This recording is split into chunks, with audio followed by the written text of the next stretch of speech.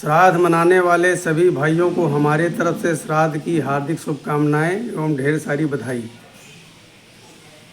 श्राद्ध चालू हो गए हैं। अब तो पंडितों की मौज है। अब उनको तरह तरह के व्यंजन खाने को मिलेगा, दान दक्षिणा मिलेगी, कपड़े लत्ते मिलेंगे। अब वो इन 15 दिनों में हो जाएंगे माला माल। अब उनको 15 दिन वो कोई काम नहीं करेंगे। वो उनकी नज़र यहाँ रहेगी हमारी दावत कहाँ पर है। और जजमान को भी ये चिंता रहती है कि हम अच्छे अच्छे ब्राह्मणों को अच्छा अच्छा भोजन कराएं, अच्छा अच्छा दान दक्षिणा दें, ताकि हमारे जो हम इन पंडितों को दान देंगे, जो कुछ इनको देंगे, अर्पित करेंगे, वो हमारे पूर्वज को मिल जाएगा। हालांकि भैया जब वही पूर्वज जिंदा थे, हमारे सामने जीवित मौजूद थे, जो हमारे घर की देख रेख करते थे, हमारे बच्चों की देखभाल करते थे, स्कूल ले जाना, स्कूल से वापस लाना, जो कुछ हमारे लिए करते थे, उनको हमने कभी ध्यान नहीं दिया, क्योंकि तब वो पूर्वज नहीं थे, वो तो जिंदा मूर्ति थी। आदमी मरने के बाद ही स्वर्गीय कहलाता है, और जब तक आदमी जिंदा है, खास करके बुढ़ा, तो भैया स्वर्ग नहीं, हो तो नरक है, घर का नरक है, कूड़ा करकट है घर का। उस पर कोई गौर नहीं करता है। अब सोचते हैं कि ये कितनी जल्दी इस घर से इसको मुक्ति मिल जाए, ताकि हम लोग चैन से रहें। और जब वही बुजुर्ग घर से चला जाता है, तो भैया हर साल श्राद्ध। हा, क्या बात है। जिस बुढ़े ने नमक रोटी खा करके पूरी ज़िंदगी गुजारी, उसके मरने पर पंडितों को हलवा पूड़ी, पंचमेर मिठाई है, वो भी देसी घी में बनी हुई पूड़ी, अच्छी सच्ची सब्जी, मटर पनीर, शाही पनीर, ये सब खाने को मिल रहा है। इसलिए मिल रहा है ताकि हमारे पितरों को मिल जाएगा। और वही पितर जब जिंदा थे तो नमक रोटी खा करके मरे। तो ये हमारे समाज की बड़ी विडंबना है कि आदमी आजकल अपने दिमाग से नहीं सोचता है कि जो कभी हमारे बीच नहीं रहेंगे उनका हम श्राद्ध मनाएंगे, खिलाएंगे, पिलाएंगे पंडितों को, तो उनकी जीते जी सेवा कर लो, जीते जी सेवा कर लो। जो कुछ हो चाहे उनको खिलाओ पिलाओ, उनकी इच्छाओं का मान सम्मान करो। किसी ने कभी ये नहीं पूछा होगा कि हाँ पिताजी आपको क्या चाहिए। और पिता क्यों मांगे? क्योंकि पिता ने शुरू से ही दिया है अपने बच्चों को, तो उसकी हिम्मत भी तो नहीं पड़ती कि अपने बच्चों से कुछ मांग ले।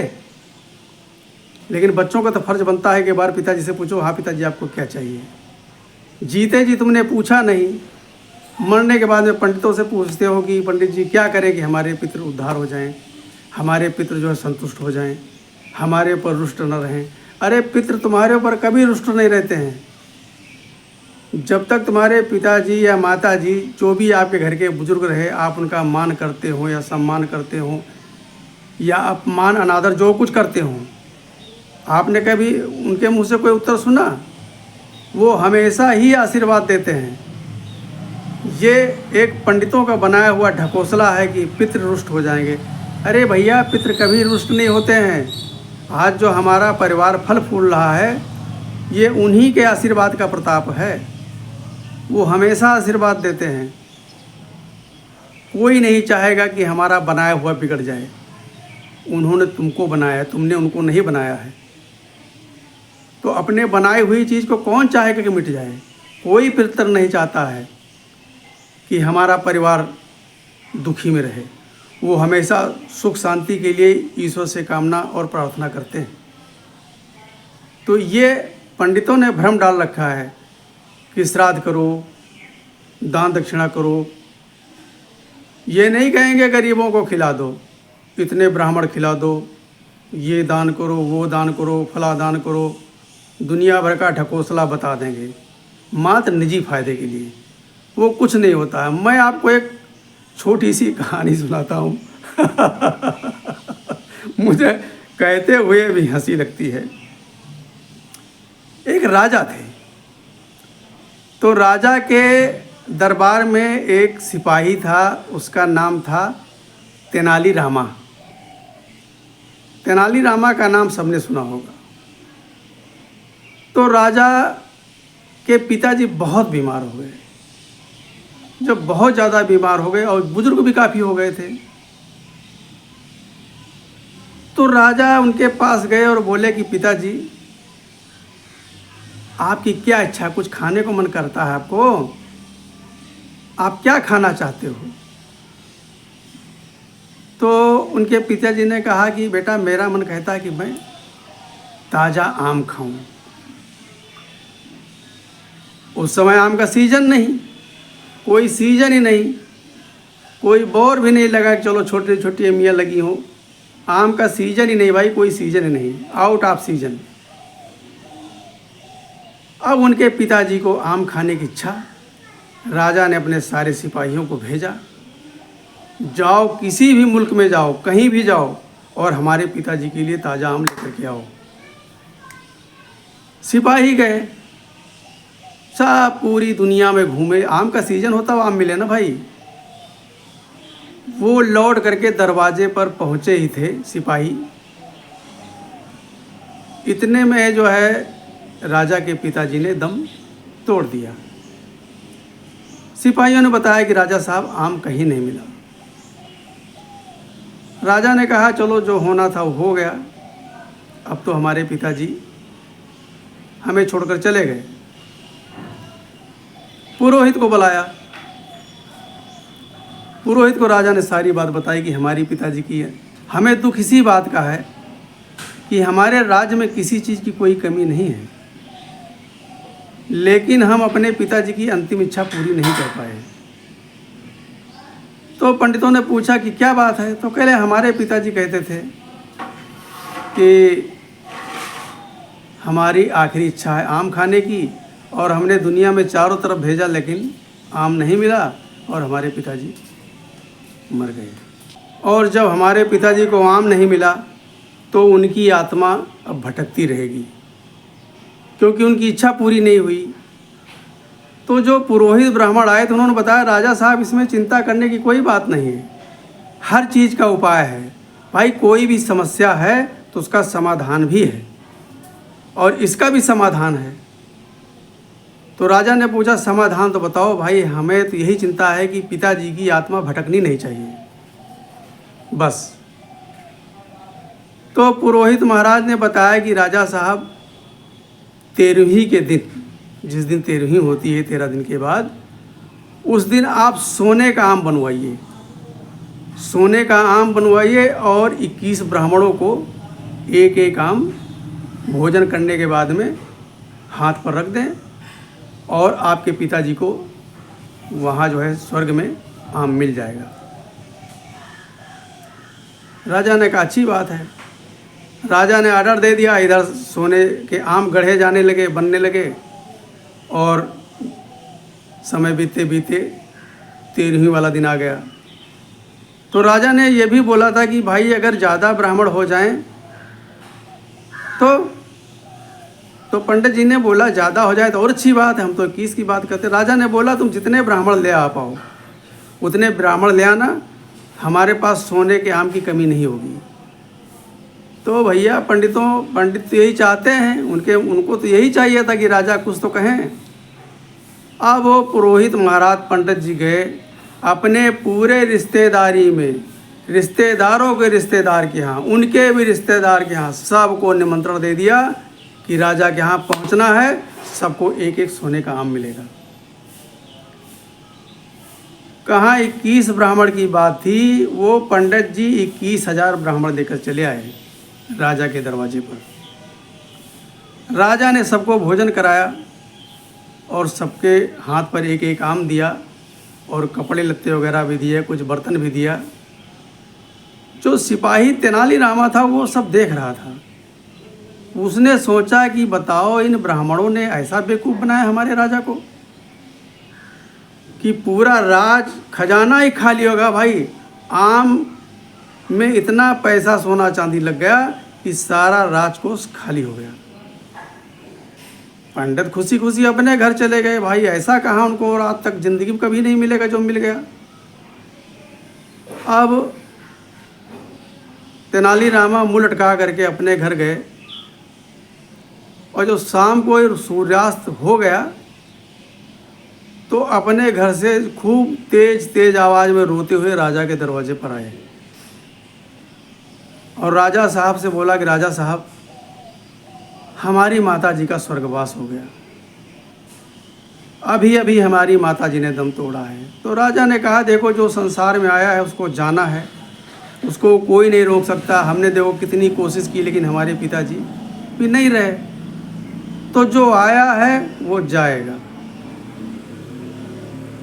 तेनालीरामा ने कहा कि हमको इस चीज़ का वो नहीं कि हमारी माता जी चली गई, लेकिन हमारे माता जी की पीठ पर फोड़ा था और हमारी माता जी ने मुझसे कहा कि बेटा अगर एक लोहे की सरिया मोटी सी उसको खूब गर्म करके अगर हमारे फोड़े पर लगा दिया जाए तो ये हमारा फोड़ा बैठ जाएगा। मुझे पूरा विश्वास है कि फोड़ा बैठ जाएगा, वो गर्म लोहा सरिया जो है फोड़े पर लगाने से।